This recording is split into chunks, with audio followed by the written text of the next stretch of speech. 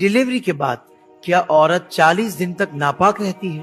یہ عوام میں ایک غلط تصور رائج ہے جی۔ کہ ڈلیوری کے بعد جو عورت ہے وہ 40 دنوں تک ناپاک رہتی ہے، اور اس تصور کے ساتھ ہمارے خاتون کو ناپاک 40 دن تک ناپاک تصور کیا جاتا ہے۔ پہلی بات تو یہ کہ عورت ڈلیوری کے بعد 40 دن تک ناپاک ہو، یہ ضروری نہیں ہے، اچھا، اس لیے کہ جو ڈلیوری کے بعد جو بلیڈنگ ہوتی ہے اسے نفاس کہتے ہیں، ٹھیک ہے۔ اور نفاس کی کم سے کم کوئی مدت نہیں ہے۔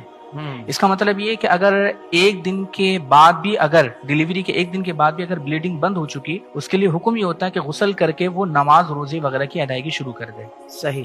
لیکن اگر مثال کے طور پر اس کی بلیڈنگ جاری ہے اور پھر وہ 40 دن تک جاری رہتی ہے تو اس صورت میں وہ ناپاک رہے گی۔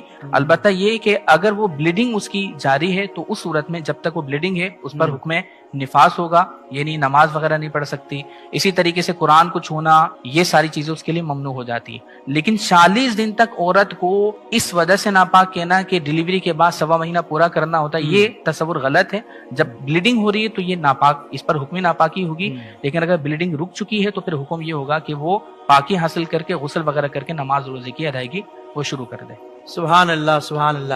لیکن جب شرعی مسئلہ پتا ہو تو بندہ واقعی کتنی آسانی اس کے لیے، یعنی آپ تو کیا کیا سمجھ رہے تھے، گھر کی عورتیں کیا عجیب رویہ انہوں نے اختیار کیا ہوا تھا، لیکن شریعت جو کہتی ہے ہمارے لیے وہی معیار ہے اور ہمیں اسی